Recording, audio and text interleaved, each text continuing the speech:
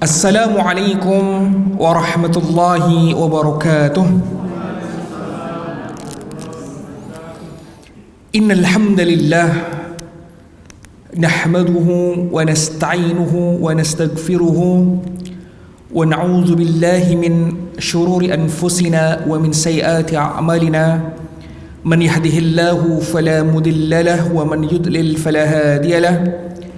أشهد أن لا إله إلا الله وحده لا شريك له وأشهد أن محمدا عبده ورسوله لا نبي بعده اللهم صل وسلم وبارك تسليما كثيرا على نبينا محمد صلى الله عليه وسلم وعلى آله وأصحابه ومن تبعه إلى يوم القيامة. Masyarul hadirin as-salihin, al-hadirat as-salihat, jamaah kajian rutin at pagi Masjid At-Tanwir Pimpinan Pusat Muhammadiyah rahimakumullah. Alhamdulillah, pada kesempatan pagi hari yang berbahagia ini di penghujung bulan Syawal, Allah SWT masih berkenan memberikan kepada kita nikmat hidayah. Nikmatul hidayah ghalin. Nikmat hidayah itu sesuatu yang sangat mahal. Bahkan para ulama sebutkan, tidak ada doa yang diulang-ulang paling banyak melebihi doa untuk meminta hidayah. Doa itu terletak di mana? Doanya terletak pada surah Al-Fatihah. Allah Ta'ala sebutkan pada surat Al-Fatihah, itu doa Al-Fatihah sendiri disebutkan sebagai As-sab'u al-mathani, 7 ayat yang diulang-ulang.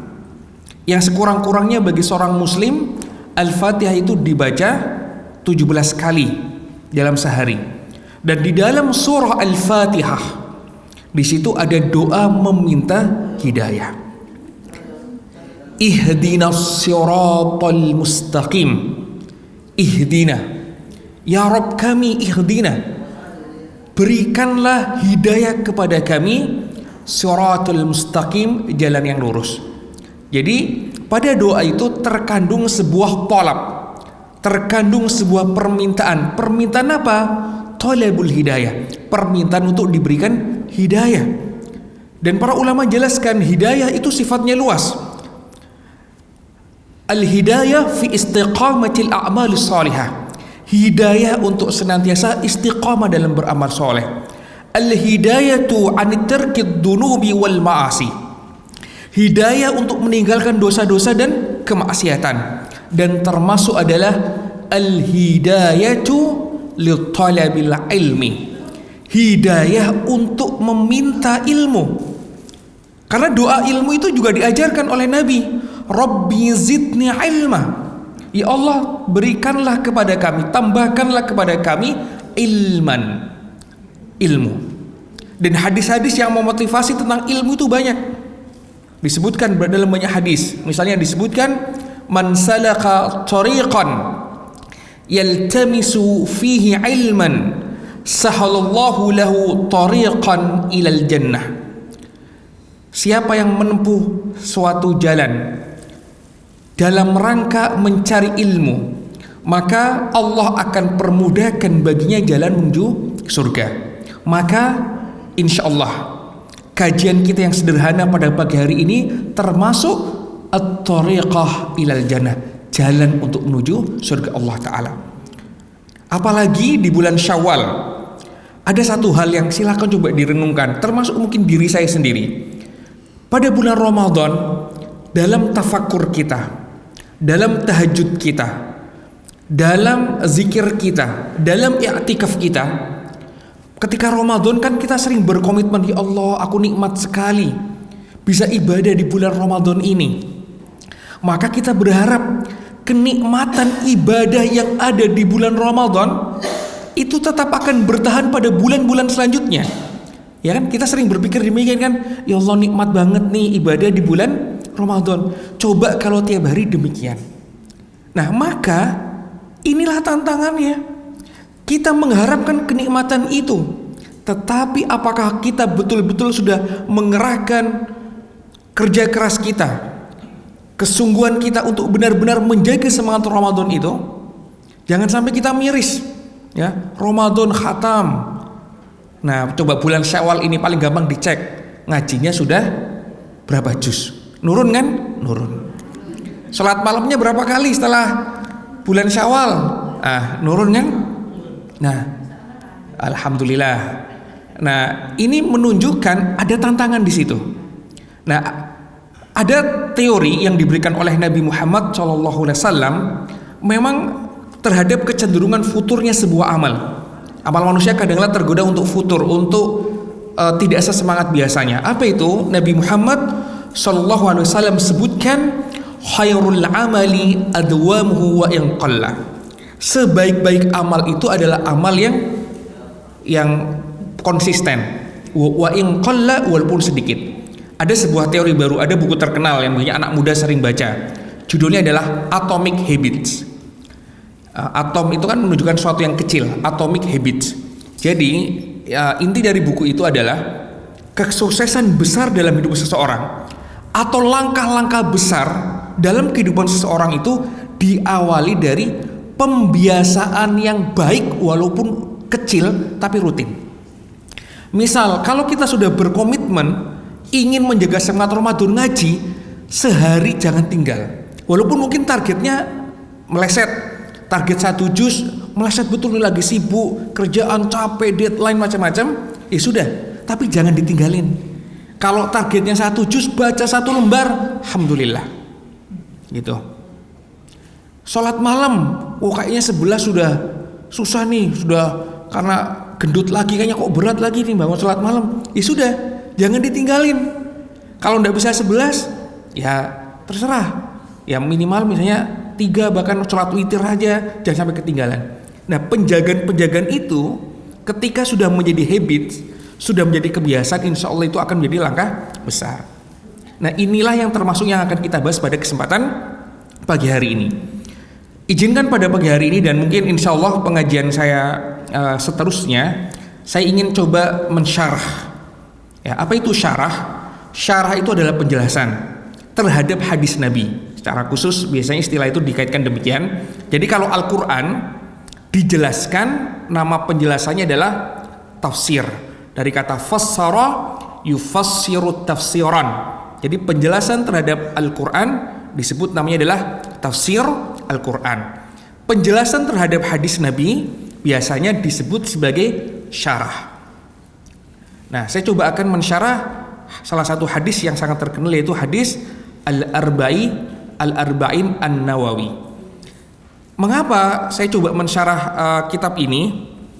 Saya punya kerinduan warga Muhammadiyah itu bisa belajar secara baik, secara runut, secara sistematis terhadap sumber-sumber ajaran Islam.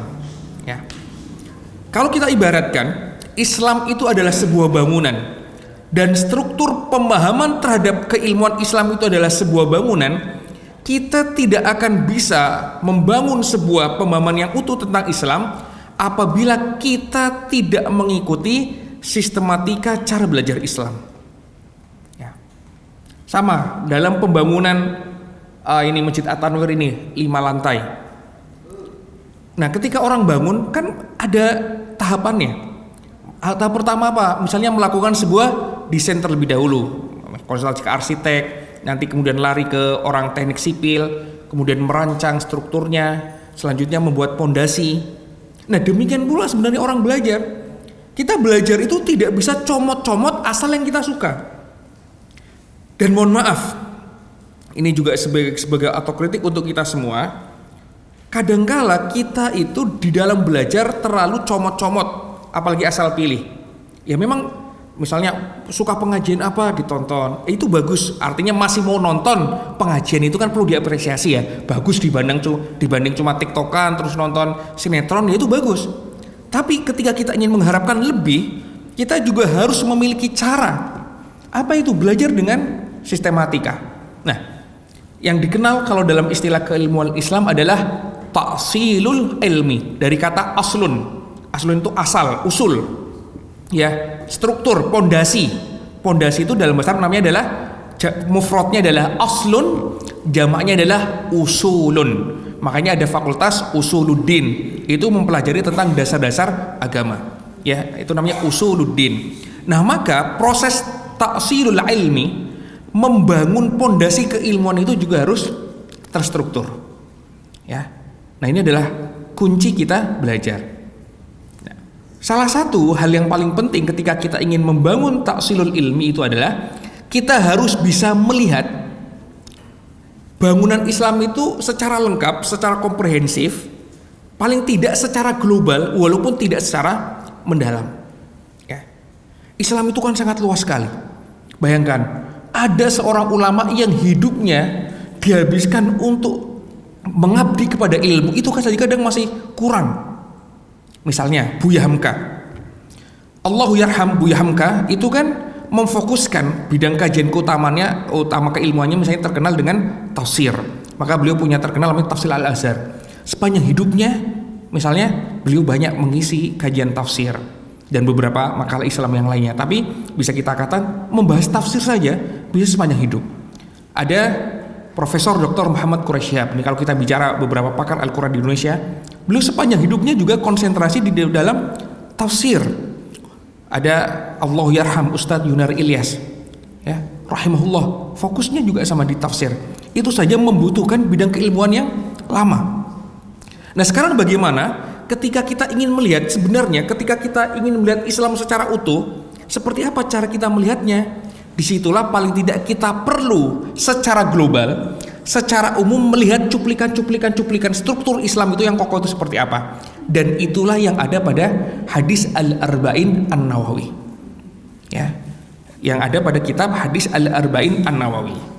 Nah, sekarang kita coba masuk ke muqaddimah. Siapa pengarang dari kitab hadis Al-Arba'in An-Nawawi ini? Sebenarnya ini bermula dari memang keutamaan yang diingat oleh para ulama tentang motivasi dari Nabi Muhammad SAW yang menyebutkan keutamaan bagi mereka yang belajar hadis-hadis Rasulullah SAW. Rasulullah bersabda, "Naddarallahu imra'an sami'a minna hadisan fahafidhahu hatta yuballighahu farubba hamilin fikhin ila man huwa afqahu minhu wa rubba hamilin fikhin laysa bifaqihin." Semoga Allah mencerahkan wajah orang yang mendengar hadis dariku, kemudian ia menghafalkan sampai mengajarkan. Betapa banyak orang yang memiliki ilmu menyampaikan kepada orang yang lebih paham darinya, dan betapa banyak orang yang memiliki ilmu namun tidak benar-benar paham apa yang ia ilmui. Gitu ya. Nah, oleh karena itu para ulama itu sebenarnya makanya berlomba-lomba untuk melakukan transmisi, menyebarkan hadis-hadis Nabi Muhammad SAW. Lalu muncullah sebuah athar, ya walaupun ini derajatnya tidak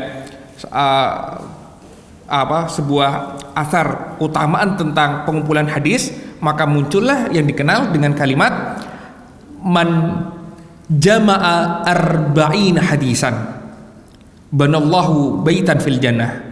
Ya. Barang siapa yang mengumpulkan 40 hadis, maka Allah akan membangunkan baginya rumah di surga. Dan keutamaan tentang mengumpulkan 40 hadis terbaik. Makanya Arba'in An-Nawawi itu bukan satu-satunya kitab hadis tentang 40-an hadis, tidak.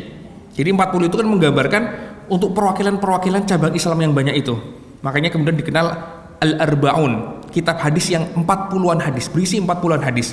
Karena Rasulullah itu kan dikenal sebagai jawami'ul kalim, bahasanya ringkas namun mengandung banyak makna, ya.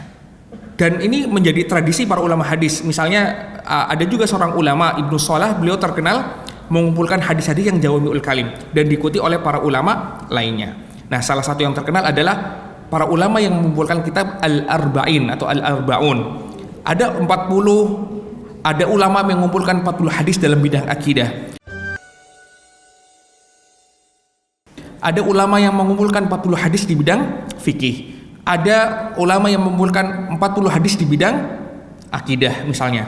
Nah, tetapi termasuk yang dianggap paling baik itu adalah kitab hadis yang dikarang oleh Imam Nawawi rahimahullah, ya, karena beliau menyusun betul-betul perwakilan hadis yang sangat lengkap yang menggambarkan bangunan Islam itu secara utuh. Jadi perwakilan-perwakilannya lengkap. Ya. Maka salah seorang ulama, Syekh Abdul Muhsin Al-Abbad Al-Badr, beliau sampai mengatakan, wa awwalu kitabin yanqadiu fil adhan yursyadu al-mubtadi'un fil hadis ilaihi hadi al-arba'un lil Imam An-Nawawi rahimahullah. Jadi kitab yang pertama kali hendaknya seorang pemula dalam ilmu hadis belajar adalah kitab Al-Arba'un yang disusun oleh Imam An-Nawawi. Judul kitab ini aslinya berjudul adalah Al-Arba'una fi Mabanil Islam wa Qawaidil Ahkam. Ya, itu judul buku aslinya. Jadi 40 dalam bangunan Islam dan kaidah-kaidah hukum. Ya. Nah, karena kitab ini berisi 42 hadis, maka dia dikenal sebagai Al-Arba'un dan dinisbahkan kepada nama penulisnya itu Imam Nawawi. Siapa penulisnya? Kitab ini ditulis oleh seorang ulama besar dari kalangan madhab Syafi'i, yaitu Abu Zakaria Yahya bin Syaraf bin Murri bin Hasan bin Husain bin Muhammad Jum'ah bin Hizam An-Nawawi, seorang ulama yang alim lagi zuhud dan menghabiskan umurnya untuk berjihad di jalan ilmu.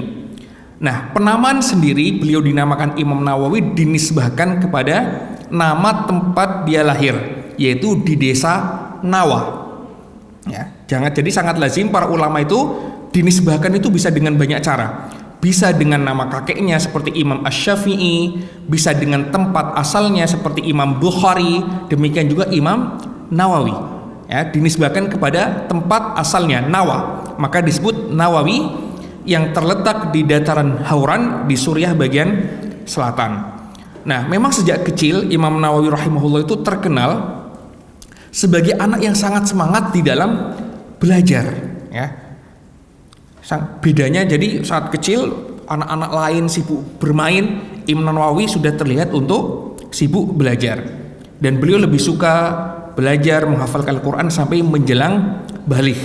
Beliau mengambil ilmu dari banyak ulama seperti Jamaluddin bin Abdul Kafi Ad-Dimashqa, Al-Fazari, Abul Hasan Sallar bin Al-Hasan, Abu Ishaq Ibrahim bin Umar Al-Wasiti, dan beberapa ulama lainnya. Nah, saya ingin sedikit memberikan faidah tarbawiyah tentang hal ini. Bagi bapak ibu sekalian yang punya anak atau punya cucu, kalau kita melihat ada potensi kesungguhan dia menjadi ulama, maka doronglah. Ya, atau kalau kita punya cucu yang kelihatan pintar, punya anak kelihatan pintar, berikan mereka dorongan untuk mencapai potensi terbaiknya. Dan mohon maaf, hari ini saya kadang-kala kecewa. Karena apa? Kita sekarang kadang-kala terbalik di dalam mendudukan siapa calon ulama kita. Kita kalau sekarang punya anak pintar, cita-cita kita ingatnya anak ini harus jadi insinyur, harus jadi lulusan teknik, harus masuk misalnya sekolah bisnis, harus masuk engineering, misalnya komputer. Itu tidak salah. Saya mengatakan tidak salah. Ya, tidak salah. Boleh, karena itu adalah cita-cita yang juga yang baik. Tetapi kita juga harus memberikan anak-anak terbaik untuk memperkuat agama ini. Jangan sampai ini terbalik. Anak kalau kurang pintar, wah kamu ini kurang pintar, sudahlah jadi ustadz aja. Wah kamu ini kayaknya kurang pintar, sudahlah sekolah di UIN saja. Oh kamu itu kurang pintar, sekolah di pondok. Jadi seolah-olah ya, orang kalau kurang pintar jadilah ustadz. Kalau pintar nggak usah jadi ustadz. Ya, akhirnya kan kita bisa melihat kualitas ulama kita. Kalau bukan muncul dari rahim-rahim yang terbaik, potensi yang terbaik, kita tidak mendapatkan ulama-ulama yang terbaik. Dan mohon maaf juga, banyak juga orang tua ngerasa tidak bisa didik anaknya dikirim ke pondok. Akhirnya pondok seolah jadi bengkel. Anak rusak, anak bandel, ingetannya pondok. Ya, kadang anak di pondok belum tentu juga pondoknya bisa nyervis, bisa memperbaiki. Akhirnya justru bandel ketemu bandel malah jadinya, wah, ya jadinya kan bandel ketemu bandel jadinya berandal, gitu kan. Akhirnya di pondok buat ya kacau, jadi arut marut. Ini Karena apa? Ada konsep yang kemudian yang tidak benar. Ya, maka secara pribadi saya mendorong, kalau kita punya anak-anak, cucu, keturunan yang pintar, doronglah mereka menjadi alim ulama.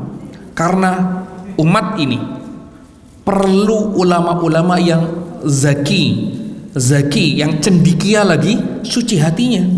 Ya, jadi berikan bakat-bakat terbaik anak kita juga untuk menjadi ulama.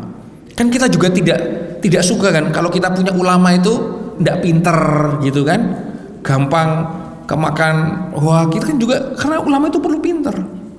Ya, ulama itu perlu pinter. Dan mohon maaf, kita juga tahu ada orang-orang kadang-kadang yang terperdaya dengan dengan janji-janji agama oleh ustadz yang menyampaikannya salah. Karena apa? Ulama itu juga harus pintar. Nah, ini faidah tarbawiyah yang ingin saya sampaikan. Ya. Nah, sebagaimana kita tahu dalam sejarah-sejarah Islam, kita bisa melihat ulama-ulama Islam itu adalah anak-anak yang pintar, anak-anak yang cerdas dan lagi baik. Gitu ya. Nah, kembali ke Imam Nawawi. Jadi Imam Nawawi itu banyak karya lahir dari tangan beliau, hampir di setiap cabang ilmu, seperti kitab Syarah Sahih Muslim, kitab Riyadhus Shalihin, kitab Rawdatut Talibin, kitab Al-Adhkar. Nah, kitab Al-Arba'un termasuk tadi yang sudah disebutkan di awal. Ada pula kitab beliau yang belum sempat secara sempurna ditulis. Misalnya kitab Al-Majmu', kitab Tahdhibul Asma' wal Lughat, Al-Khulasah fi Ahaditsil Ahkam, dan lain sebagainya. Ya. Dan Imam Nawawi ini tidak punya istri, tidak menikah.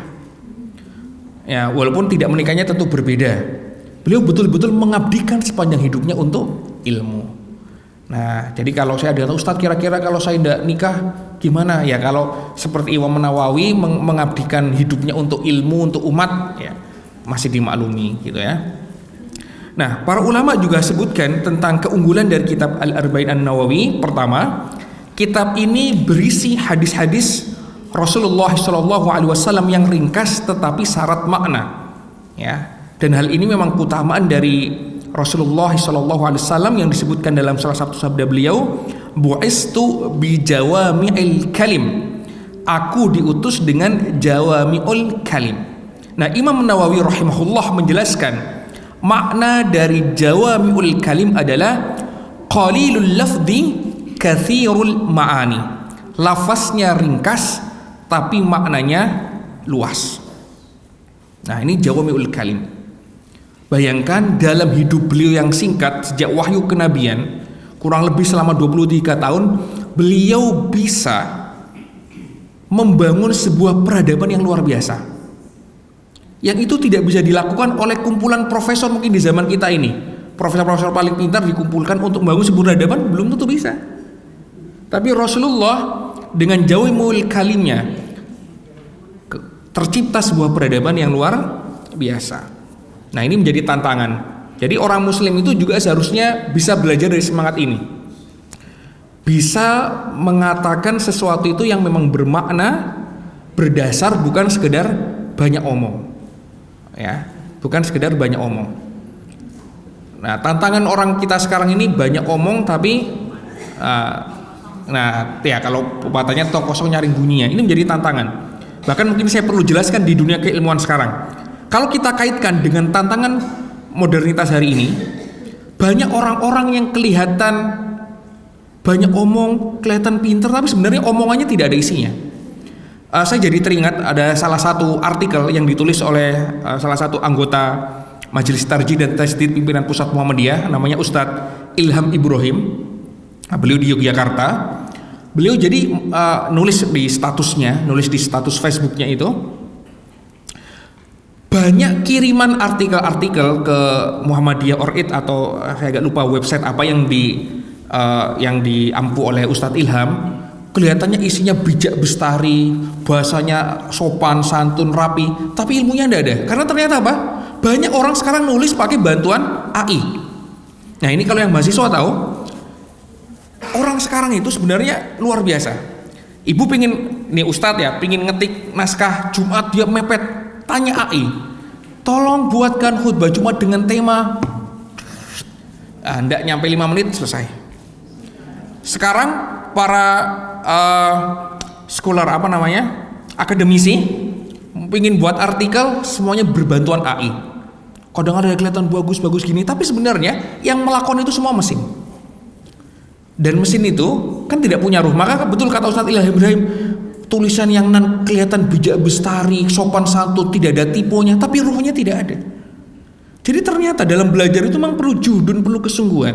Ini saya mengamati betul di antara tantangan zaman kita yang terlalu dimudahkan. Akhirnya kadang-kala banyak muncul orang ya kelihatan pintar tapi sebenarnya tidak pintar. Ya, karena semuanya berbantu AI. Ya mungkin bagi ibu-ibu yang agak sudah lewat, mungkin agak kurang ini ya relate dengan apa itu AI. Tapi kalau bagi anak muda, bagaimana tentang kemampuan artificial intelligence sekarang itu luar biasa. Dulu kita ibu-ibu cari resep masakan gunting-gunting di buku gitu ya, dicoba. Sekarang itu cukup kemudian tanya Google, tanya resep, langsung ini.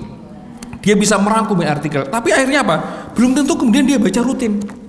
Padahal ilmu itu memang diraih dengan sungguh-sungguh, dengan membaca di stabilo, dia memberikan catatan, dan itu sekarang sudah tidak terjadi di zaman kita ini. Ya. Nah, jadi berlatih juga mungkin kita tadi betul-betul ilmu itu jangan sampai kita menjadi orang yang tidak punya makna dalam berbicara. Ya, orang-orang yang berkata secara omong kosong. Nah, itu jangan sampai. Dan itu termasuk di antara sunnah Nabi yang kita ikuti, jawami'ul kalim. Ya, walaupun tentunya kita tidak akan pernah menyamai Rasulullah yang betul-betul mendapatkan keistimewaan jawami'ul kalim, tapi artinya semangat berbicara yang bermakna itu yang harus kita contoh. Berbicara yang bermakna, menulis yang bermakna, memberikan ruh pada ucapan kita, memberikan ruh pada tulisan kita. Ya, dan ini yang tidak bisa dilakukan oleh mesin. Ya, tidak bisa dilakukan oleh mesin. Kedua, hadis-hadis yang ditulis di dalam kitab Al-Arba'in An-Nawawiyah juga bisa menjadi kaidah umum yang menjadi dasar bagi banyak hukum syara'. Bahkan beberapa hadis di dalamnya disebutkan oleh para ulama sebagai referensi utama untuk mengetahui intisari ajaran Islam. Misalnya, hadis tentang niat. Ya, Ibnu Rajab Al-Hambali rahimahullah mengatakan, "Wa hadzal hadis ahadul ahadisi allati yaduru ad-din 'alaiha." Hadis ini adalah salah satu hadis yang mengandung seluruh intisari ajaran Islam. Ya. Jadi nanti kita akan coba bedah itu. Jadi banyak sekali hadis-hadis dalam Arba'in Nawawi itu merupakan intisari dari ajaran Islam. Masing-masing hadisnya itu punya posisi yang bermakna. Nah, ketiga, mayoritas hadis di dalam kitab Al-Arba'in An-Nawawi itu disepakati kesohihannya oleh para ulama. Hanya sebagian kecil para ulama yang berbeda pendapat tentangnya. Imam An-Nawawi rahimahullah mengungkapkan, "Waltazimu fi hadi al-arba'in an takuna sahihatan wa mu'adhamuha fi sahih Bukhari wa Muslim." Aku berupaya menyusun hadis-hadis sahih saja di dalam kitab ini. Dan mayoritas memang termaktub di dalam kitab Sahih Bukhari dan Muslim. Ini ada pada penjelasan beliau pada Muqaddimah Al-Arba'in An-Nawawi. Yang keempat, Imam An-Nawawi rahimahullah tidak hanya menyusun dengan satu tema saja, melainkan banyak tema pokok ajaran Islam. Sebagaimana beliau mengungkapkan, "Wahya arba'una hadisan mustamilatun ala jami'i dhalik wa kullu hadisin minha qa'idatun 'azimatun min qawa'idid din qad wasafahu al-ulama'u bi anna madar al-islam 'alaihi ay huwa nisful islam aw thuluthu aw nahwa dhalik." Dan ia adalah 40 hadis yang mencakup seluruh hal itu, dan setiap hadis diantaranya merupakan kaidah agung dari kaidah-kaidah agama yang disifati oleh ulama sebagai intisari agama Islam atau setengahnya, atau sepertiganya, atau yang semisalnya. Nah, inilah tradisi yang perlu kita kembangkan. Coba kita melihat misalnya bagaimana buku yang disusun oleh murid Kiai Haji Ahmad Dahlan. Itu kan bukunya ringkas. Ya, misalnya pelajaran-pelajaran Kiai Haji Ahmad Dahlan, 17 ayat pilihan misalnya. Nah, itu menunjukkan apa? Kita bisa memilih di antara tema-tema banyak tentang Islam, tema-tema yang terpenting. Itu menjadi tradisi. Nah, Seperti apa? Berkaitan dengan metode penyusunan kitab Al-Arba'in An-Nawawi. Jadi setiap kitab tentu memiliki metode penyusunan tersendiri, termasuk kitab Al-Arba'in yang ditulis oleh Imam Nawawi. Maka beliau menyusun kitabnya dengan metode yang pertama, beliau menyusunnya dengan urutan nomor, bukan berdasarkan bab fikih sebagaimana lumrah diketahui dari karya ulama klasik. Ya. Jadi kalau kita melihat biasanya buku-buku kumpulan hadis, misalnya dalam kitab-kitab As-Sunan, itu kan kelihatan misalnya diawali dari seperti babul fikih. Misalnya babut taharah, ya. Atau Imam Bukhari dia juga punya metodologi sendiri. Misalnya pertama itu adalah Kitabu Bad'il Wahyi, kitab tentang permulaan wahyu dan lain sebagainya, metodologinya. Tetapi kalau untuk Imam Nawawi beliau langsung nomor saja. Jadi tidak berdasarkan bab fikihnya, tapi berdasarkan langsung nomor. Hadis 1, hadis 2, hadis 3, 4, 5 dan seterusnya. Yang kedua, hadis-hadis yang tercantum di dalam kitab Al-Arba'in tidak disebutkan sanadnya, kecuali sebatas sahabat yang meriwayatkan hadis tersebut. Ya. Jadi zaman dulu kalau para ulama menyusun kitab hadis itu biasanya menulis sanadnya secara lengkap. Misalnya akhbarona. Nah, akhbarona itu misalnya telah menyampaikan kepada kami guru kami siapa misalnya. Terus gitu sampai kemudian kepada para sahabat. Jadi akhbarona an hada akhbarona. Kemudian sami'tu Rasulullah SAW yaqulu. Itu biasanya hadis yang dulu. Kalau ingin lihat contohnya, kalau kita lihat Sahih Bukhari, nah itu kan kemudian di sana muncul. Nah, Imam An-Nawawi tidak menyusun demikian, tetapi langsung dari sahabat. Misalnya an Amiril Mu'minin Abi Hafsin Umar bin Al-Khattab radhiyallahu anhu qala sami'tu Rasulullah sallallahu alaihi wasallam yaqulu. Jadi langsung menyebutkan sahabat, tidak jalur rawi secara lengkap. Tujuannya apa? Untuk memudahkan para pembelajar untuk mengkajinya.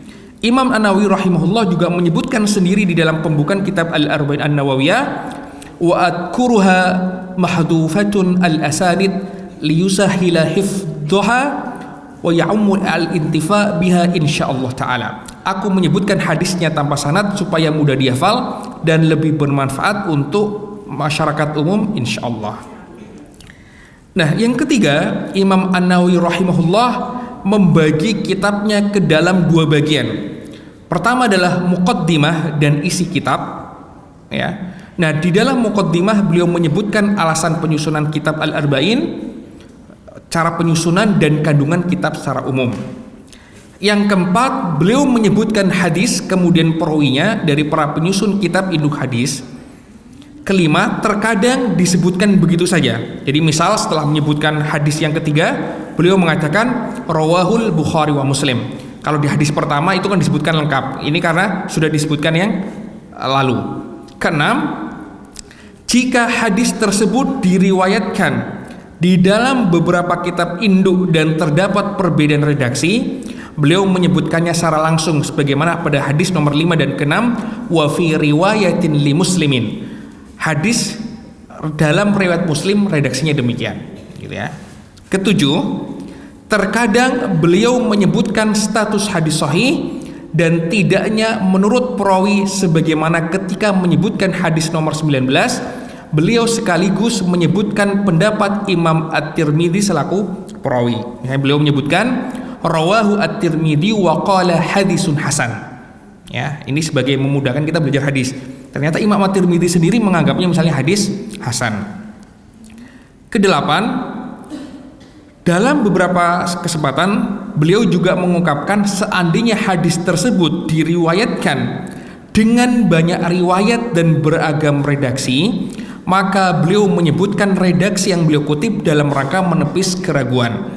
Sebagaimana di dalam hadis ke-36 beliau mengatakan rawahu Muslimun bihadal lafzi.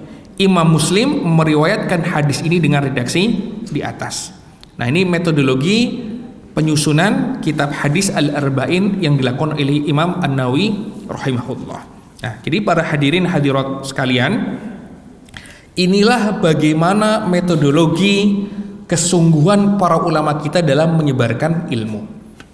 Nah, jadi kita sekarang mengenal istilahnya ada kutubut turas, kitab-kitab turas tradisi klasik para ulama yang perlu kita galakkan kembali.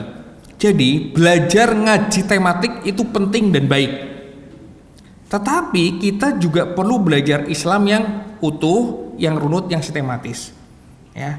Nah itu bisa kita mulai dari ya tidak hanya hadis. Sebenarnya kalau misalnya belajar Quran, maka kita mengkaji tafsirnya. Dan alhamdulillah kita juga senang nih. Di Muhammadiyah sekarang muncul juga banyak ulama-ulama muda yang mulai perhatian untuk menghidupkan kembali tradisi turas itu. Misalnya ada Ustadz Nur Fajri Ramadan. Beliau seorang ulama muda tinggal di Depok itu, beliau menulis buku judulnya Quran Mapping. Jadi beliau memetakan tentang tema-tema besar dalam setiap surat yang ada dalam Al-Quran, diberikan penjelasan singkat. Karena kadangkala masa iya kita ya hidup selama ini tidak pernah menamatkan tafsir Al-Quran. Coba, pernah ada yang tidak yang baca Al-Quran pernah secara utuh tafsirnya. Nah, mungkin itu bisa menjawab bagi orang-orang yang mungkin belum sempat karena ya qadarullah taala dengan berbagai uzur ataupun kesibukan alasan yang lainnya, maka kita bisa membaca misalnya seperti apa sebenarnya isi kandungan Al-Quran secara utuh mulai dari surat Al-Fatihah sampai surat An-Nas, dan kita senang ya, dan kita berdoa sebagaimana saya sebutkan tadi, Islam tidak akan bisa berdiri tegak sebagai sebuah peradaban ya, yang akan mencerahkan dunia. Kita punya mencerahkan itu harus disusun dengan sungguh-sungguh. Dengan cara apa? Kita menyiapkan para ulama-ulama yang mumpuni secara bahasa, keterampilan bahasa itu harus ya. Maka saya ingatkan bagi seorang muslim itu sekurang-kurangnya kita memang bisa 2 bahasa. Kalau sekarang mungkin tambah 3 bahasa. Pertama jelas bahasa Arab, karena Al-Quran itu turun dalam bahasa Arab. Al-Quran ya munazzalun bil lughatil arabiyyah. Hadis-hadis Nabi diriwayatkan dalam bentuk bahasa Arab, dan kitab-kitab induk agama kita itu dalam berbahasa Arab. Maka kita harus mewujudkan hal itu ya, berbahasa Arab. Yang kedua bahasa Inggris. Ya, saya dulu sempat ketemu teman, bahasa Inggris itu kan bahasanya orang kufar, penjajah. Akhirnya dia tidak bisa bahasa Inggris, ternyata juga kesusahan. Ya, jangan denial seperti itu. Ya, kita mengakui memang bahasa Inggris termasuk bahasa keilmuan. Karena apa? Hampir mayoritas kita tahu keilmuan itu ya beredar dalam bahasa Inggris. Ya, makanya kita juga mengharapkan keturunan kita, apapun bidangnya, bahkan ulama sekalipun, ulama Islam hari ini itu harus juga menguasai bahasa Inggris. Ya, karena sumber-sumber dinamika Islam terbaru, banyak juga tokoh-tokoh cendekiawan Islam di Barat itu yang muncul. Ya kan mereka bukunya tulisannya pakai bahasa Inggris, podcastnya pakai bahasa Inggris. Ya jadi jangan menolak bahasa Inggris sebagai bahasa ilmu. Jadi ulama Islam itu juga harus belajar bahasa Inggris. Nah ini kan kadang-kadang trennya gini, tidak bisa bahasa Inggris terus kuliahnya di UIN, akhirnya ulama-ulamanya kita juga tidak punya wawasan yang global. Ya, jadi jangan salah lagi, ulama-ulama kita ini juga harus pintar berbahasa Inggris. Nah kan sering juga saya lihat ada tamu dari luar negeri ke Muhammadiyah. Nah ini kadang-kala ya termasuk saya juga punya kelemahan dalam bahasa Inggris, mewakili majelis tabligh ngobrol karena bahasa Inggrisnya pas-pasan gitu, TOEFL-nya tidak tinggi, IELTS-nya tinggi, kan jadi punya keterbatasan dalam ngobrol. Jadi ulama Islam juga tadi selain bahasa Arab, kemudian bahasa Inggris juga harus bagus.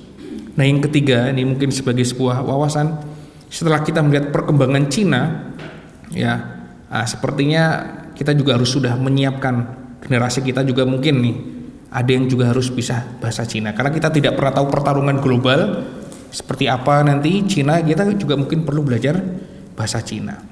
Nah dalam rangka apa? Ya dalam rangka mungkin berdakwah li kalimatillah, mengakses keilmuan. Jadi jangan alergi dengan sumber-sumber ilmu, dan itulah karakter Muhammadiyah sebagai wasatiyah. Ya, kita moderat itu artinya apa? Siap mengambil ilmu dari manapun dan menakarnya sesuai dengan kaidah-kaidah keilmuan yang benar. Nah mungkin kajian pagi hari ini saya cukupkan di sini. Ini sebenarnya kita belum bicara hadis yang nomor pertama. Tadinya saya mau menyiapkan hadis yang pertama, tapi tidak apa-apa, biar saya pecah saja ini sebagai sebuah muqaddimah, sebagai sebuah pengantar.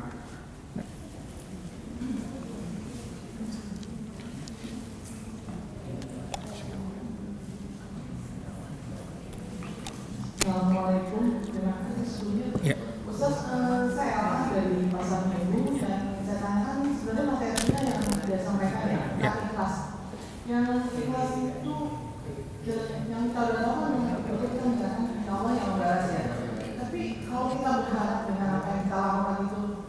tanda kutip ya kamu yang baik dong, kamu yang nurut sama aku kayak gitu. Itu kita punya standar harusnya kamu kayak gitu. Itu boleh gak ya? Kan kita memang harap balasannya namanya dari Allah kan. Itu dalam kamu kan tuh gitu. Itu seperti itu. Walaupun materi tidak ya, kita nggak mengharapkan balasan materi. Tapi itu boleh gak seperti itu Ustaz? Terima kasih. Waalaikumsalam warahmatullahi wabarakatuh. Baik, terima kasih Bu Ella atas tanggapannya. Sebenarnya materi ini akan saya sampaikan di hadis yang pertama tentang niat dan keikhlasan. Tapi memang ini karena saya pikir mukadimahnya sudah terlalu panjang, nanti daripada tidak maksimal, maka insya Allah saya tunda di kesempatan yang selanjutnya. Jadi prinsip gini, ikhlas itu bukan berarti tidak diberikan upah secara profesional. Ini gambarannya gitu dulu. Jadi saya menganggap gini, perlu didudukan dua istilah antara ikhlas dalam kaitannya kepada Allah dengan ikhlas dalam kerangka profesionalitas. Ya. Orang beramal apapun amalnya atau orang bekerja apapun pekerjaannya semuanya harus ikhlas karena Allah, itu ya. Itu kan dalam rangka kerangkanya vertikal. Ya, karena amal tambah keikhlasan, orang bekerja tambah keikhlasan, itu tidak mendapatkan apa-apa. Dia pun kalau mendapatkan hanya dunia. Jadi kan semua amal itu harus dengan niat. Innamal a'malu binniyat. Bahkan kita bekerja pun bukan di bidang keislaman, misalnya kita mengabdi sebagai perawat, sebagai dokter, itu kan juga dalam rangka mengabdi kepada kemanusiaan, melayani manusia sebagai makhluk Allah. Kan gitu. Itu kan semua kaitannya harus kembali kepada Allah. Kita menjadi, misalnya kita, bukan mohon maaf, kalau misalnya tukang sapu, kita juga itu dalam rangka untuk Allah Ta'ala. Karena Allah Ta'ala menyukai kesucian, menyukai kebersihan, dan kita menjalankan hal itu. Itu kan beda cuma kalau sekedar kita nyapu biasa cuma karena pekerjaan saya OB. Nah, semangat ikhlas itu harus didudukkan dalam hatinya, dalam setiap hal. Tetapi dalam profesionalitas kita tidak boleh gunakan pendekatan ini untuk menormalisasi penghargaan yang tidak sesuai. Kamu itu Bu yang ikhlas, ya karena ternyata gaji. Saya jadi kayak bicara gaji terus, tapi jadi gini, bukan intinya bukan berarti kalau ikhlas itu harus digaji kecil. Karena seseorang bisa juga ikhlas dengan gaji yang besar. Jangan mentang-mentang karena gaji kecil kemudian kita munculkan ya kamu harus ikhlas gitu. Ya, jadi harus proporsional dan profesional juga di dalam memberikan sesuatu. Jadi ikhlas itu tidak sama dengan tidak memberikan materi. Ya, karena orang yang mendapatkan materi pun bisa juga tentu dengan ikhlas. Jadi kuncinya apa? Profesionalitas dan proporsionalitas. Nah, cuma yang repot itu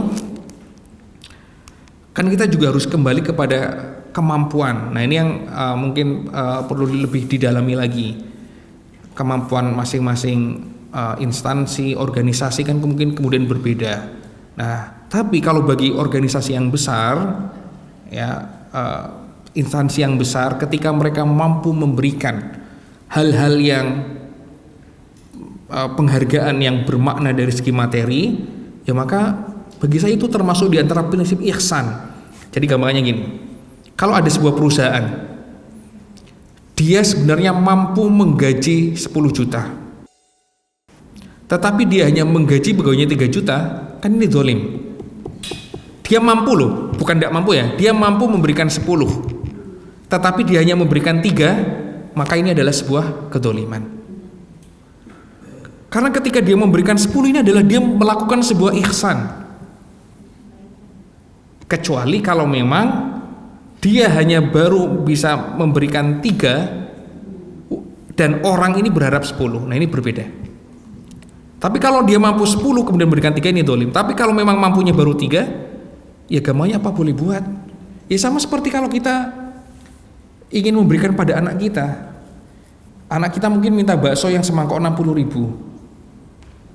Padahal kita baru bisa membelikan bakso yang harganya 15.000. Kan bukanlah sebuah kesalahan ketika kita membelikan bakso anak kita yang 15.000. Nah, itu gambaran lah. Jadi ikhlas itu tentunya kembali kepada Allah, tapi jangan pernah menormalisasi seolah ikhlas itu artinya tidak dibayar. ya, atau tidak mendapatkan bayaran yang ujroh yang sesuai. Itu bukan pembenaran tentang keikhlasan. Atau mungkin ada komentar lain, Bu? Prinsipnya jadi itu, Bu. Belum pas. Matu gimana? Oke, mungkin lebih ke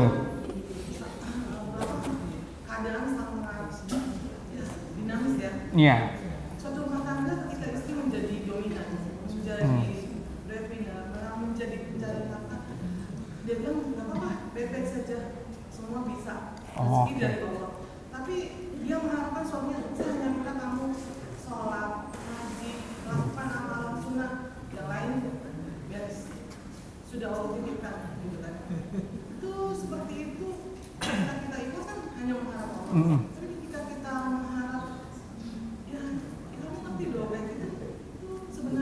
Oh, itu maksudnya.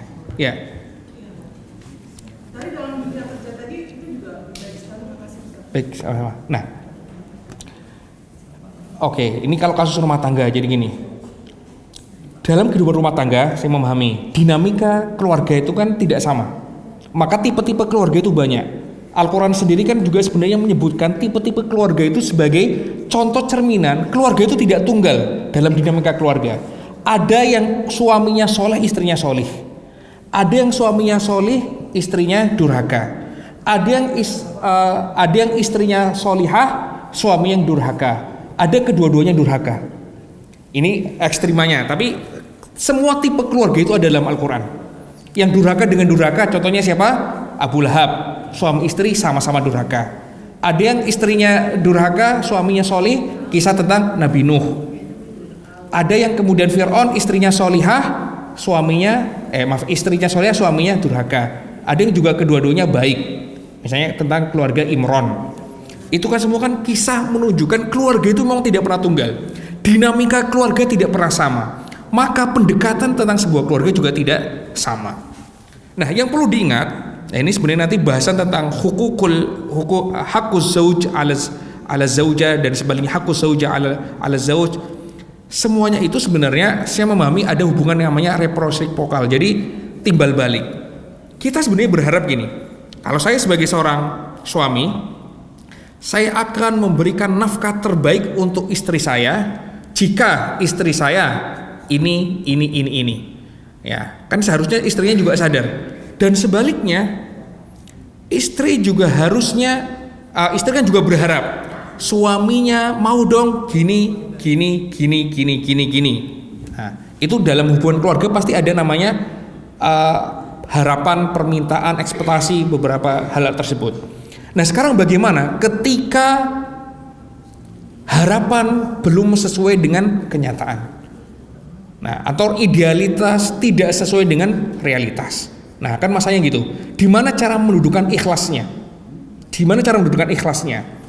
Cara mendudukannya adalah sebelum kita berbicara ikhlas, jadi orang beramal tentu harus ikhlas, harus ada langkah-langkah yang dijalankan terlebih dahulu dalam sebuah hubungan. Misalnya, proses komunikasi.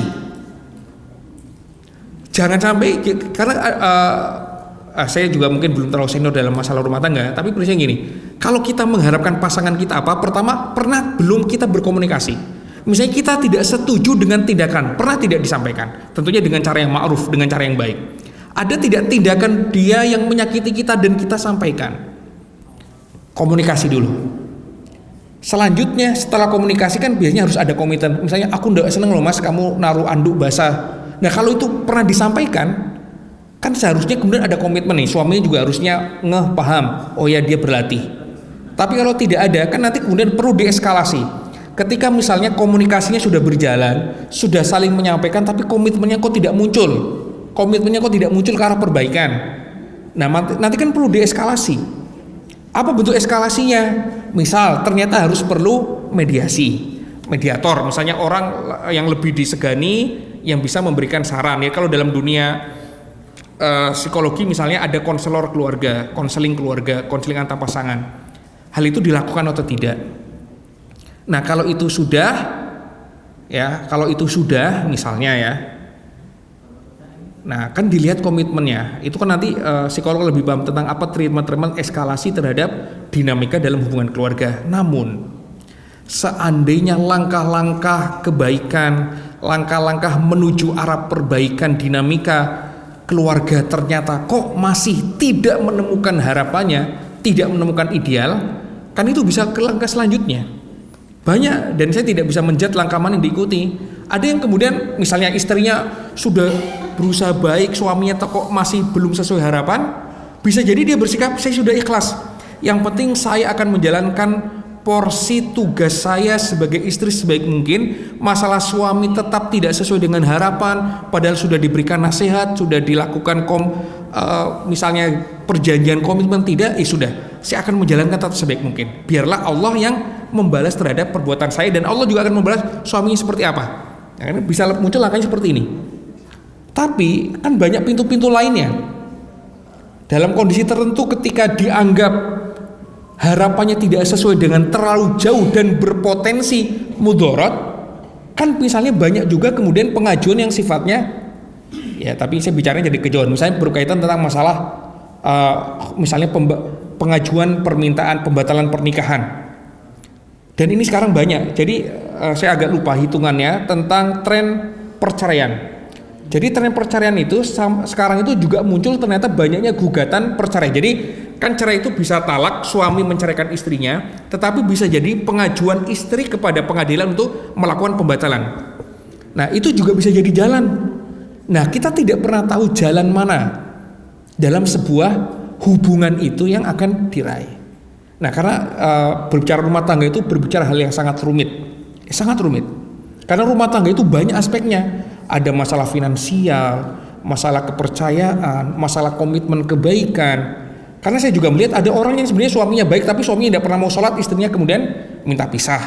Kan ada juga tuh. Adalah di dunia artis, istrinya soleha, suaminya diajak ini, tapi suaminya saya lihat kalau secara karakter dia tidak buru-buru banget. Tapi dia mungkin ibadahnya kurang, istrinya minta pisah. Ya kan? Nah, yang bisa kembali kepada pertanyaan tadi, yang paling tahu kondisi seseorang dalam rumah tangga itu adalah dia dirinya sendiri. Nah, tinggal mungkin dia perlu keberanian secara keilmuan ya untuk bisa mengambil langkah mana yang dianggap terbaik. Dan saya selalu menyarankan datang kepada ahli yang lebih ahli, artinya konselor pernikahan gitu ya, ataupun psikolog untuk mengurusi masalah-masalah yang terkait dinamika dalam keluarga. Tapi ikhlas itu tetap berjalan. Wallahu a'lam. Satu lagi. Ya, boleh. Terima kasih waktu yang diberikan. Assalamualaikum warahmatullahi wabarakatuh. Waalaikumsalam warahmatullahi wabarakatuh. Yang tadi dikatakan Pak Ustaz tentang pendidikan anak karakter dengan pendidikan non formal yang kami telah terima.